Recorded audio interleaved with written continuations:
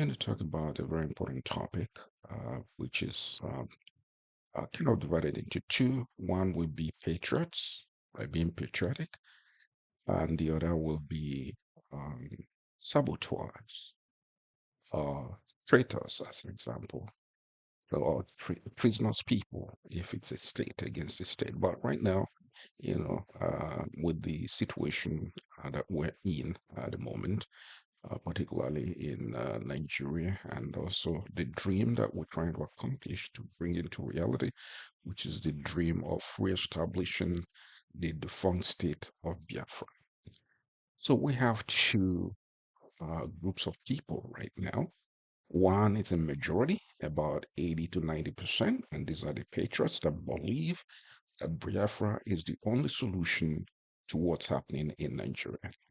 And the other 10 or 15% believe that no, Biafra should not be the solution, that Nigeria is the solution because they are already established in Nigeria. They have vested interest in Nigeria. So they have nothing to do with Biafra. Biafra is a new project. They don't want to build. They are not concerned about building. They want to enjoy what they already had, corruption, of course. And that is the two groups of people right now, or groups that we have in the Biafra project. So I was troubled about, what I've been reading online about a lady. I think her name is it Lisa? I'm not sure. What, she said. This is a little girl, you know.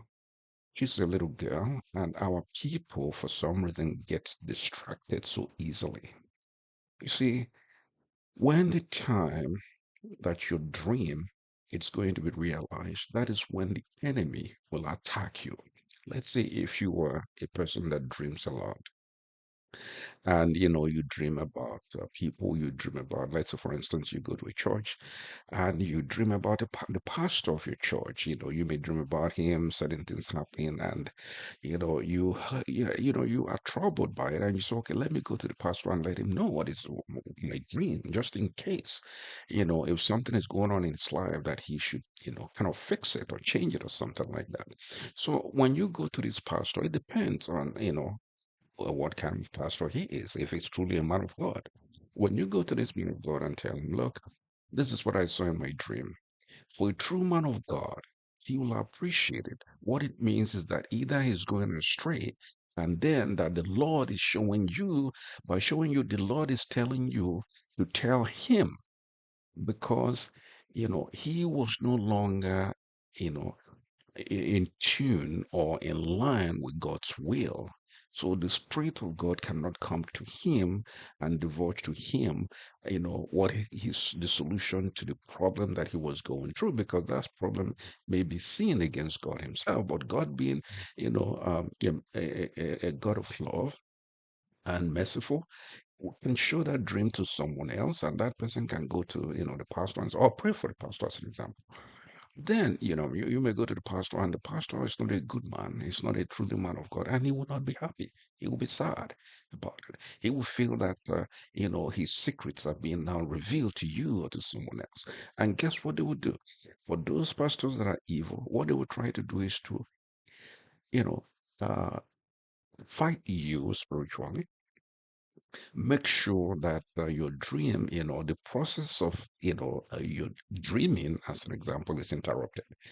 And they do it spiritually.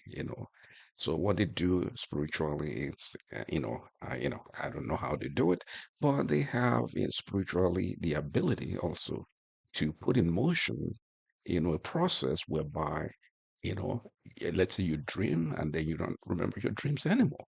That is, one of the process that they could use, to the what I started saying before, regarding the girl, what she was saying about the prime minister of the Biafran government in exile, and the Biafran project in general.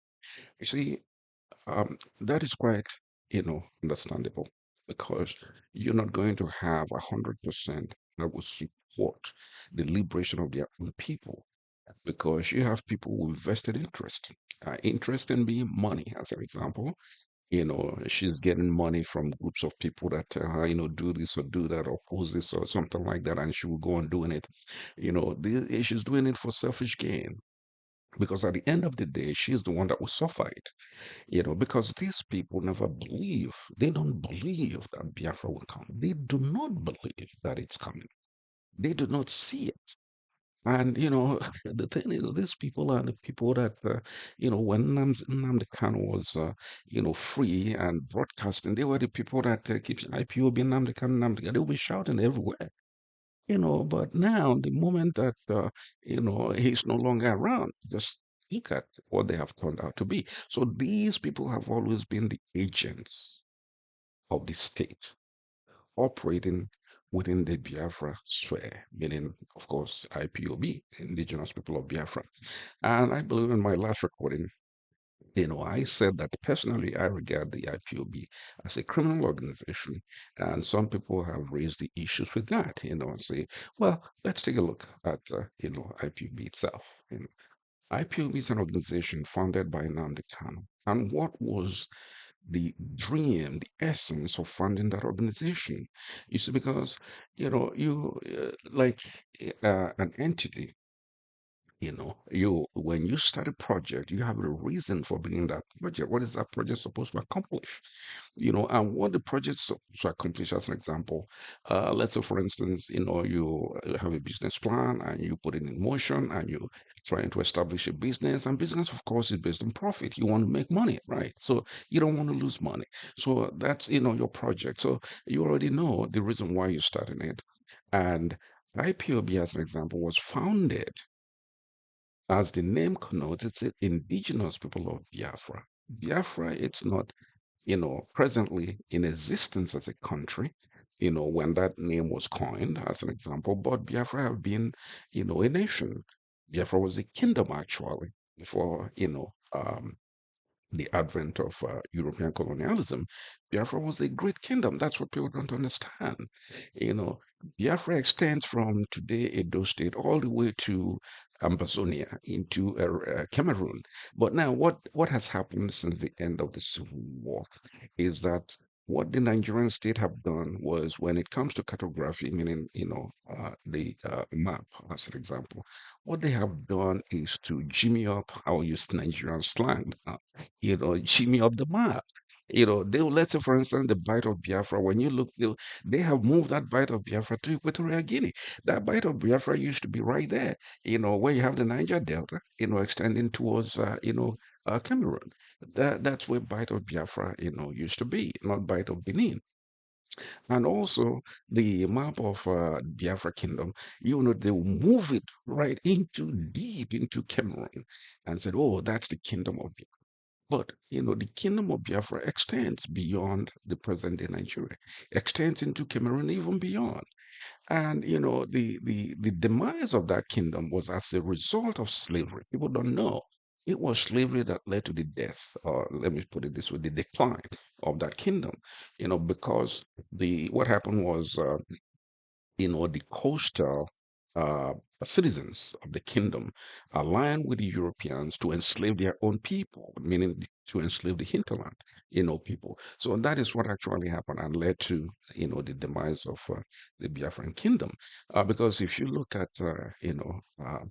17, 18, trading notes of the Europeans, they were trading notes that they have as like money, and you will have evidence of Biafra, as an example, in that money, you know. And not only that, Biafra being a kingdom, it was a civilized kingdom. People don't know that. Civilized kingdom in the sense that what you and I, today as Biafrans or as IGBOS, these are all part of the Biafra socio, economic and cultural identity that they had at that time. So everybody, every component of Biafra, dresses the same. You may say Igbo, but the Igbos are the largest group within the Biafra project, the Biafra kingdom. So a good example, Biafra was very advanced in agriculture. If you look at what you eat today in Nigeria, the way you make your food, the way you make your gari, the way you make your akpu, the way you do pounded yam, the way your soup, egusi soup, obodo soup, okra soup, pepper soup, nkwobi, ofowere, all these things were not invented recently.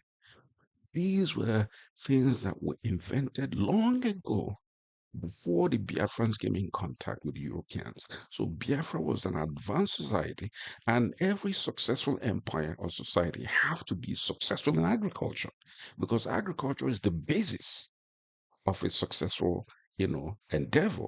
Building an empire, as an example, building a society, they have to be fed. And now, of course, you have the raw crops, as an example, you have the yam, the cassava, you have the corn. But when you start processing now, which is manufacturing, by processing different things, now you are into manufacturing, into engineering, actually, and also domesticating different crops. Because when you look at it, what people don't know is that the food that Nigerians eat today, the food that Nigerians eat today are Biafran food or Igbo food, from what you may call the southeast and south of today. That's where all those things came from. The Egusi soup you eat today, Egusi, that's what we call it.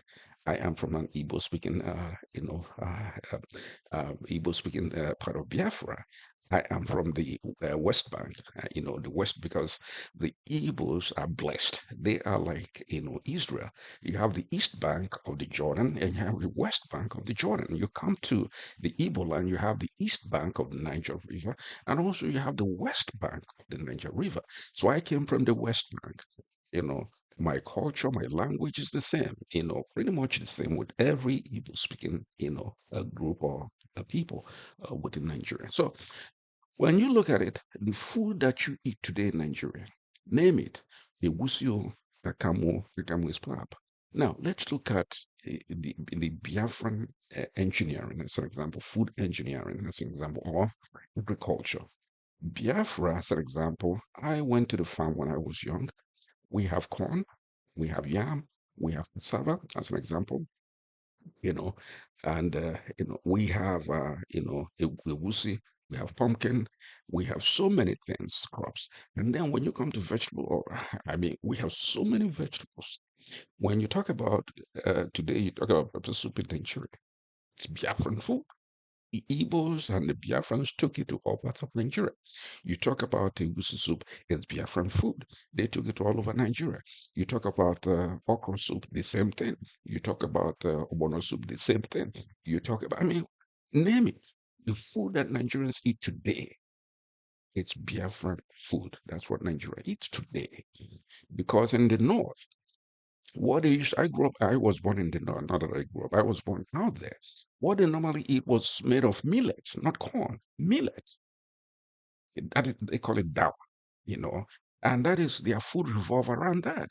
And they have okra, dry okra. They will dry, they'll pound it, and then they will cook it. Or sometimes they will just cut up the okra, cut up the pepper, cut up everything and put it in the pot and put, fish. And that is soup. We don't cook like that. We go through the process, of processing let's say for instance the pepper, the tomato, the onion, and all those, and then put it. It's like a collage when we make our soup. So, what I'm trying to say here is that the Biafran civilization have already permeated Nigeria. That Nigeria is what it is today. Today, defined as Nigeria today. When it comes to culinary, that is food, it is Biafran food that Nigerians are eating.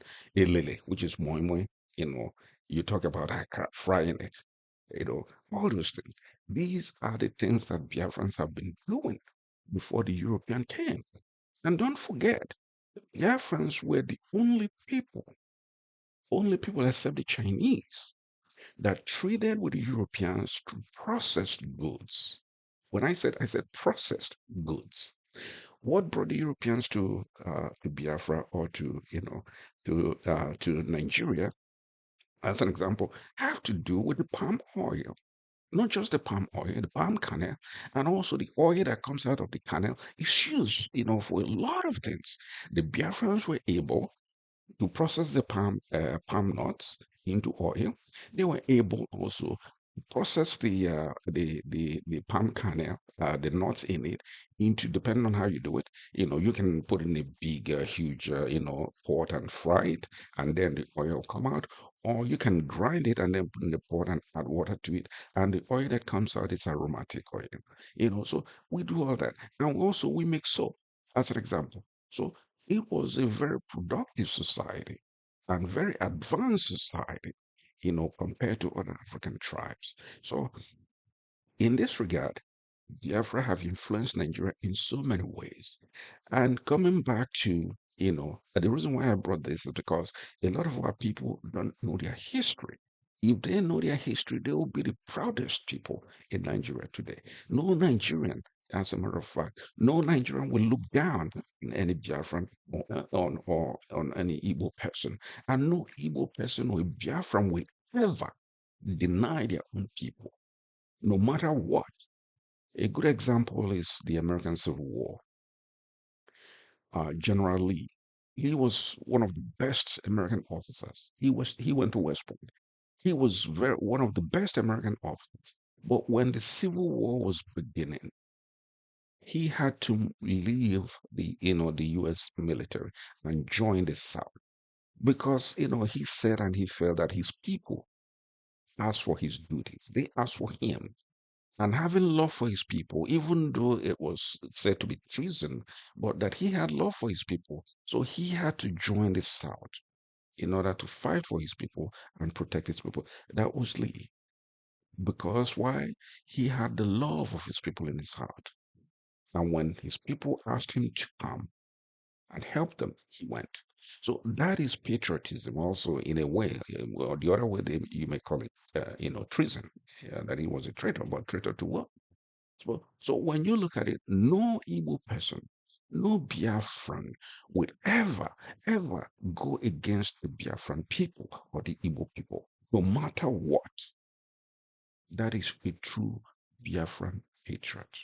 That is a true Igbo patriot. That is a person that the 100% Igbo blood is running in him or in her. 100% Biafran blood is running in him or in her. You cannot deny your people. You cannot mock your people. You cannot laugh at your people. You can, provide constructive criticism that is acceptable. And also you provide solution to that problem. When you take your people out to the public to disgrace them, to mock them, you know, it goes beyond what a true daughter of Biafra should do, a true Igbo daughter should do to her own people. But now we know the reason, because what is happening in Nigeria today. Nigeria is a nation, as an example, that was actually people say, oh, you solve corruption, you solve problem, but people don't know corruption. It's a tool of governance in Nigeria. So there is no way you're going to remove corruption from Nigeria. And corruption goes in so many ways. People should know. But in most of the way that we look at and we say corruption, it's financial corruption. They give you money, monetary incentives, and they tell you, oh, go and say this and say that against your people. And then you see this person coming out on television or coming out on the social media and start yapping. And this is unfortunately, I notice that a lot of the Igbo speaking people are doing this nonsense against their own people, have total disregard and disrespect, respectful to their own people. You go out there and you start yapping. These people don't think about tomorrow. They are not thinking about how about tomorrow if Biafra comes, what will happen? Because they don't believe that Biafra will ever come, which is all right. So because when they look at it and say, okay, she's talking about, the tank, the this and that, a lot of these people think that to them, the Nigerian army is mighty. They have, of course, the largest army in West Africa, whatever. They have tanks, they have air force, they have this, they have that. Is the Nigerian army more mightier than the U.S. army? Is Nigerian army more mightier than the Myanmar army, former Burma army, that is students today in Burma? The students are fighting the army. They have captured a lot of territory from the Burmese army or the Myanmar army today. They are fighting for democracy because the army themselves came in, truncated democracy. They voted for, a candidate, and she took power, but the military came in and took power from her. Total disregard. The voting of the people, the feelings of the people, the choice of the people was totally disregarded. And what happened? The students demonstrated, the army pounced on them, killing them on the streets. So what did they do? These students now went back to the forest and started guerrilla warfare. Today they are controlling cities and towns in Burma. And is the Nigerian army greater than the Burmese army? No. So, when they're talking about, Nigerian army, what is Nigerian army? What is Nigerian army capable of doing? Nigerian army is one of the most indisciplined force in the world. Nigerian army, as an example, is tactically they are poor. Tactically, the Nigerian army, they are impoverished, even starting from their commanding officer all the way down. These are not creative, it's not a creative army, that can look at the situation when you know that the condition within the battle, environment, as an example, you know, does it's not going according to the strategic plan that you had and the expectation of the enemy. What you want to do is to adjust. They are not capable of that adjustment. What the Nigerian army would do strategically when the situation changes does not favor them, not going according to battle plan. What they do is to run. And another thing that the Nigerian army does is to, waste bullets. They will be shooting everywhere without even seeing the enemy because the shooting is to scare you so that you don't come near. That's what it is. Look, I am not a young man. I witnessed the Civil War as a child, very, young person. As a matter of fact, my hometown, which is within the current Delta or Anioma, we fought guerrilla war until 1969. Very few people knew that. We fought guerrilla warfare until 1969. We lived in the farm. We ran into the farm. That's where we lived for almost 2 years. But our people rose up instead of fighting. After the war, they used to call it the old road, which ran from Onitsha to Asaba, from Asaba to Ibuzo, Ibuzo to Owashuku to Buluku, then you go on to Munede and to Abo, and then run to, Abudu, and then to Benin, the old road before the road that they have now. When you go in between Ibuzo and the Owashu, you see burnt out military trucks because the citizens, the young men of Ibuzo, engaged the army and a lot of their trucks were destroyed. A lot of supplies were taken. It was when they ran out of bullets, that was mid 69. When they ran out of bullets, that now, people, they were convinced, they sent people to the farms and all that, come home, nobody's going to kill you and all that. That is when the Ibuzo people, went back to Ibuzo as an example. We fought the Nigerian army. So what I'm trying to tell you here is when people are saying Nigerian army, it's nothing. As long as, when you are going in a frontal attack, as an example, frontal attack, of course, you'll be facing tanks, you'll be facing artillery, you'll be facing the, air and things like, because they know where you are opposite them, and they know where you are, and they will lobby bomb and lobby, shells at you. But now you have to know your strength and you have to know the strength of your enemy. And what you want to do is to adjust. See, you want to make sure, as an example, that you maximize your strength and minimize the strength of your enemy. And that is why I support, the philosophy of the Prime Minister's when it comes to, dealing with the Nigerian army going through guerrilla warfare, because that's the only way, the only solution you can do it. It's during this 60s war, Ojukwu did not adopt it because, you have to remember, at that time, all these officers were trained in conventional warfare, not in guerrilla warfare. When they went to Sandhurst, as an example, they were not trained in guerrilla warfare, as an example. They were trained in conventional warfare, and when the war started, what the Biafran should have done, because they should have looked at their strength and that of Nigeria, knowing fully well, that it's about, you know, 10 to 1 in terms of strength. you know. Then what you want to do is to compensate for that, you know, kind of train and institute, guerrilla groups. Their jobs is to interrupt, interfere with the enemy.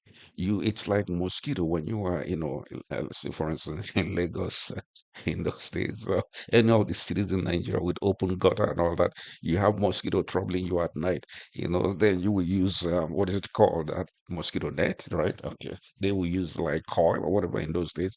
You're trying to keep away mosquito. That is what guerrilla warfare is about. You don't give the enemy any time to rest. You are pinching them. You are touching them like chinch. I hope you guys remember what chinch is. What is called chinch in those days. It's bedbug. That's what chinch is. Yeah. You poking them. And they don't know where that poking is coming from. It could be from the window, it could be from the door, it could be from the roof, it could be from the ground anyway. That is the strategy that you have to use against a powerful enemy. What you do is to run them down to the point that they will be tired, because no matter they cannot go into conventional war they don't know where you are. They don't know where you are. When they come into your terrain, you're familiar with the terrain, you master the terrain. I mean, when they come, you know where they're coming from. And you are kept because you have a mobile force. They don't. They have conventional force. You have a mobile force, as an example, and a compact force. That means you can move at any time, and you can change your location at any given time. But the enemy cannot, because it's a conventional force. You change location, they have to establish camp, they have to do this, they have to do that. As a guerrilla, battle group, as an example, you don't do that. So when he talks about fighting a guerrilla warfare, some people don't understand what that meant. But for those people that have some military, strategic ideas, they know what he's talking about, and that is the way to go. Eventually, as you wear down the enemy, you capture more of their equipment, you can choose when to go into that frontal attack. Because when you do, by the time that you do that, you know that you have that strength to overcome the enemy. So, what Simon is doing militarily, the strategy is good and it's working fine. But for a lot of people in Nigeria, you see, they don't see that as anything. They think, oh, these are little boys. They don't know what they do. With mighty Nigerian army is going to crush them, which is good because they will be expecting that crush to come. They'll be expecting the crush to come until that mighty Nigerian army one day will give up. And that day is coming because people don't know Nigerian army. As a matter of fact, it's not Nigerian army, it's Northern Yoruba army. That's what you have in Nigeria. This is not a strategic, thinking military. They don't want you to think. They want you to do what they ask you to do. When you start thinking for yourself or for your group, they consider you as being you being as in subordination. So, unlike, let's look at the U.S. military structure as an example. The structure is different. You can look at the battlefield as an example. It could be at company level as an example, and you notice that the maneuvering of the enemy is not what was anticipated, what was discussed. As an example, what you want to do is to adjust. You don't start calling, oh, the enemy is moving right, they are moving left. What should I do? No, tactically you adjust, and then you counter. You know, that strategic move of that enemy. You don't fall, but Nigerian army personnel, they will fall off. They will start running because their plan have faltered. They have nothing to fall back to, and they cannot localize the command structure. That is the Nigerian army for you. People don't know that, and that type of army is not capable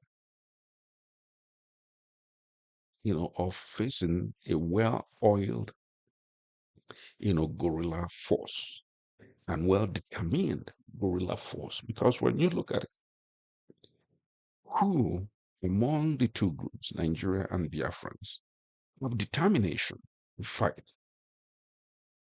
who among the two, believe in what they are doing, that it is the right thing to do. That's an example. You see, the Biafrans are fighting for their own survival. That's what they're fighting for. But what is Nigerian army personnel fighting for? They're fighting for resources. They're fighting for Islamic domination of the country. They're fighting for Fulani domination of the country. And there's no consensus. So when it comes to reason to fight, reason to survive, reason to succeed, the Biafrans are, on a higher ground. Morally, they are on a higher ground than Nigeria. So that means Biafra will succeed in Nigeria. 67 was different because 67, as an example, was a time of confusion. Don't forget, Biafrans were killed. A lot of them ran. They went back to their hometowns. They lost their properties. They lost everything. And they are just trying, to make sense of what was going on. And boom, Nigeria brought war to them. And they had to fight for survival. Some people say, "Oh, why do They kept fighting. Well, they should have surrendered. Surrendered to for what? To be killed? No. You have to fight to let your enemy know that you're not going to be a pushover, so that tomorrow your enemy will think twice to start, the war against you again. But unfortunately, the Nigerian state, doesn't have a good memory. For instance, like Buhari, when he said that, the Biafrans or the Igbos are dot in a circle, we'll deal with them like we did before. But what Buhari forgot to mention to you is that who were the people that dealt with the Biafrans? Was it just Nigeria? No. As a matter of fact, Shell BP, that is BP Shell, because Owerri used to be the center of the petroleum industry. The training school was in Owerri and all that. Shell BP had the map of the eastern region and the midwestern region because they were doing oil exploration. And this map that they had is not like your typical road that you drive. No, they will go through, they will cut paths through forests because they are doing exploration. you know so they have all this, and they were the ones that provided that map to the Nigerian army. The invasion of rivers, Port Harcourt as an example, the riverine area, it was Shell that provided that. Even the movement of Nigerian troops using ships, it was Shell that provided all that. This logistics, it was Shell. Even Awolowo said it, some years ago when he was interviewed. He said it was Shell that provided all that. So you have so many powers that assisted Nigeria, and that was the reason why Nigeria was able to win the war. But in actuality, they did not win the war. you know and so, but anyway, let's not talk about that. But what I'm trying to say here is, for Lisa and her kind, remember, there is tomorrow. Let's look at Israel, the Jewish state. Do you know, for almost 1,000 years, Israel did not have a nation? They were people, you know, moving around, migrated to different countries of the world. But they never lost hope for homeland. They never did. And when the opportunity came, which was because of the outcome of the Second World War, what the Germans did, to the Jews, which led to everybody at that time in Europe, a Jewish, be in the concentration camp, be somewhere else, they remembered about their homeland. They were talking about their homeland, that they have a homeland in Palestine. And them, they had this dream, as an example. They had this dream of going to their homeland, and that kept them going. So when the war ended, as an example, a lot of them decided to go to Palestine. They didn't know where Palestine was, but the dream was there. It never died. And that is Biafra. The dream of Biafra, accomplishing Biafra, have always been there. It did not die. So for those people, who do not have Biafra in their blood, they will never support you. And I want to let Biafrans know, look, you have to be of strong heart. You have to be tough. You have to be strong. Don't get, moved when these people are coming out to sell it. Oh, you look, she's not an Igbo girl. She's not a Biafran. She's already made that known. She's not with you.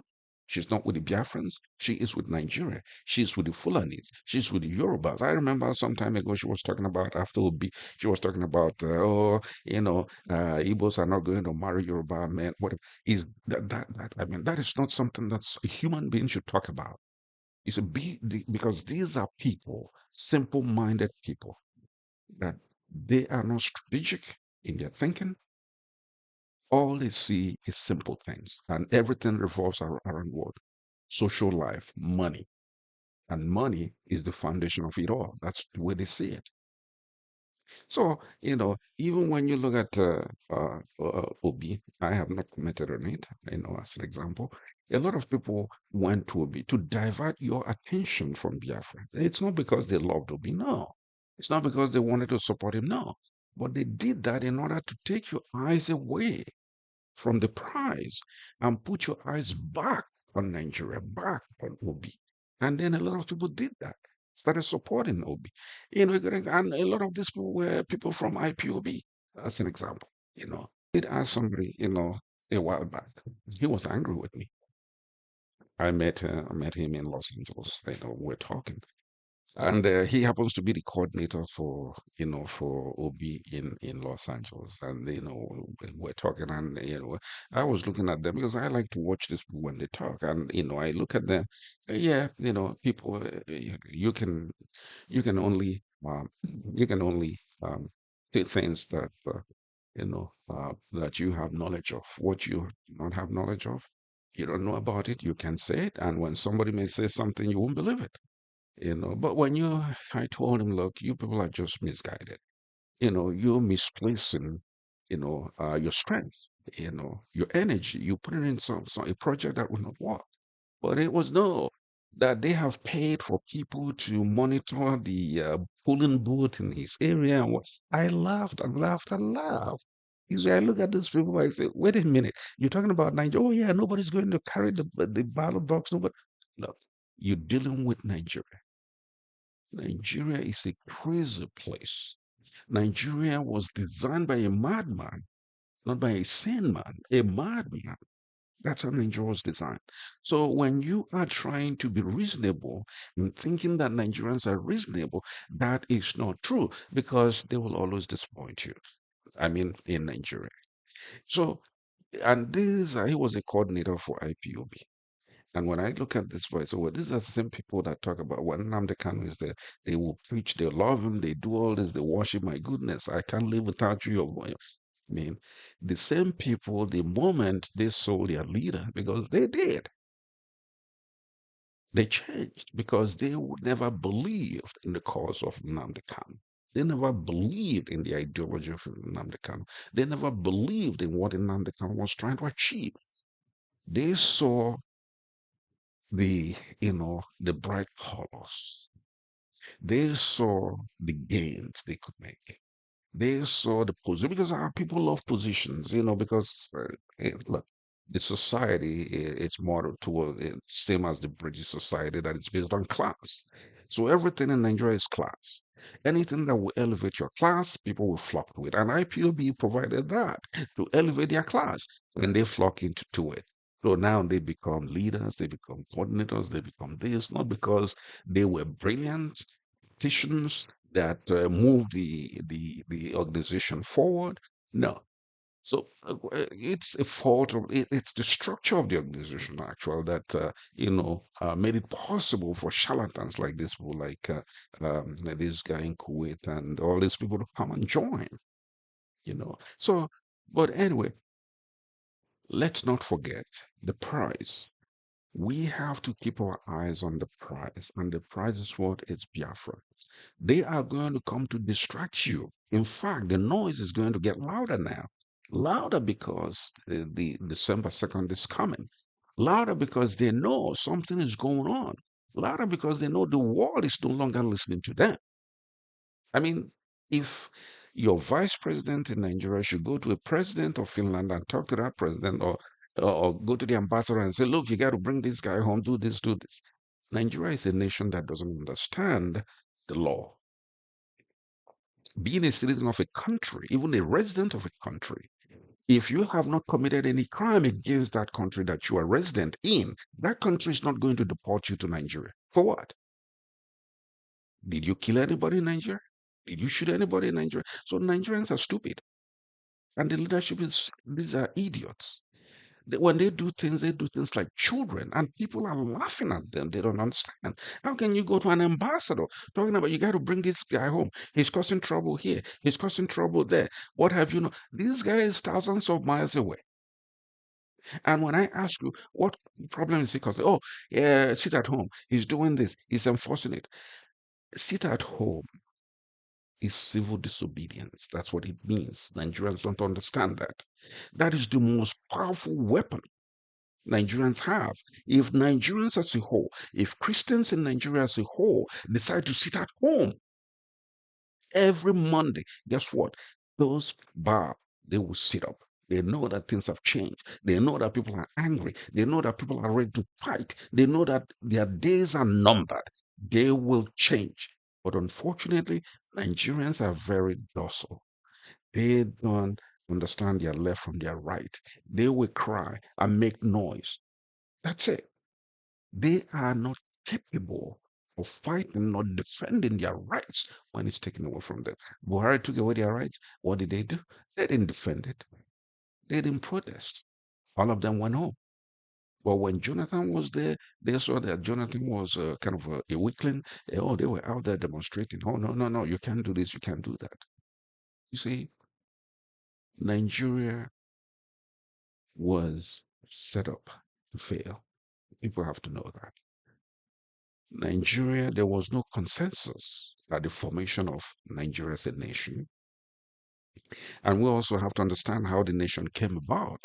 The nation of Nigeria of today came about a true amalgamation. And what people don't understand is those groups of people, tribes that gave the British hell, Britain did not invite them to the amalgamation. They were not signature to the amalgamation because Britain saw them as troublemakers. So those people that were present at the amalgamation were those people that Britain considered as friends. Those people that Britain considered that they would acquiesce to the demand of the British. And those were the people you saw, in pictures. And people were making noise. Oh, you people were not. To do what? What amalgamation? And what was the reason for the amalgamation, if I may ask? The reason is not because of better governance. The reason is not because, Britain wants to, kind of construct roads, railways, schools, what have you. No, no. It was simple reason, financial. It was all about money because Britain had two colonies, the South, or two protectorates, the South and the North. The Northern Protectorate was so poor, they could not even raise enough tax to pay the British colonial workers and other workers of the British Crown. They could not pay them. So what they were doing is simply to take money. First of all, they would take money from the Foreign Office, the colonial office. But that was too much. The South was making much more than the South needed. They had surplus. So they had now to take money as a loan to give to the North, to provide services to the North, to pay salaries to the North. And that was the reason for the amalgamation. It wasn't because it would bring good things to Nigeria. No, they knew right there. They knew then that the North and the South cannot mix together.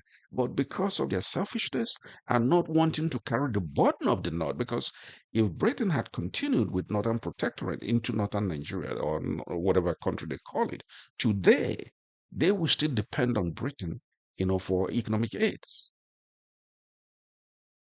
So Britain didn't want that.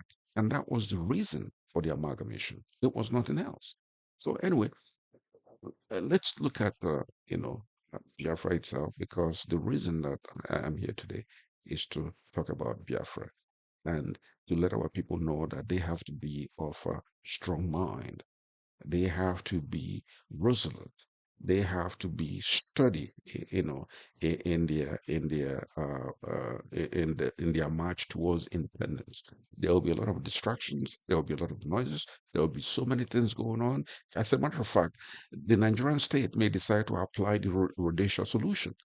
Rhodesia solution was when Ian Smith of Rhodesia knew that he wasn't going to get away with ruling, Rhodesia, which is Zimbabwe. They decided to appoint Archbishop, I forgot his name, as the prime minister. But he was simply like, a placeholder. The real power was Ian Smith. You people don't do, they don't do history anymore or whatever. But that's what happened in Zimbabwe. But then the liberation war kept going. They didn't stop. And Nigeria could apply the same to Biafra. Not just simply saying, okay, yeah, we're going to recognize Biafra, and there's going to be elections, they're going to be this and that. And they will do it and put their lucky there, you know, and still you won't get that independence. But then they have gone through the process, and you think you have it, but you don't. You're still within Nigeria. So they can do anything because they are desperate. So I want our people to be of strong heart, to be steady, to keep their eyes on the ball. That's very, very important. Don't allow anything to distract you because we have a just fight. We are fighting a just cause. We are on the side of good. God is on our side. We're on the side of righteousness. We're on the side of justice. And justice we shall get.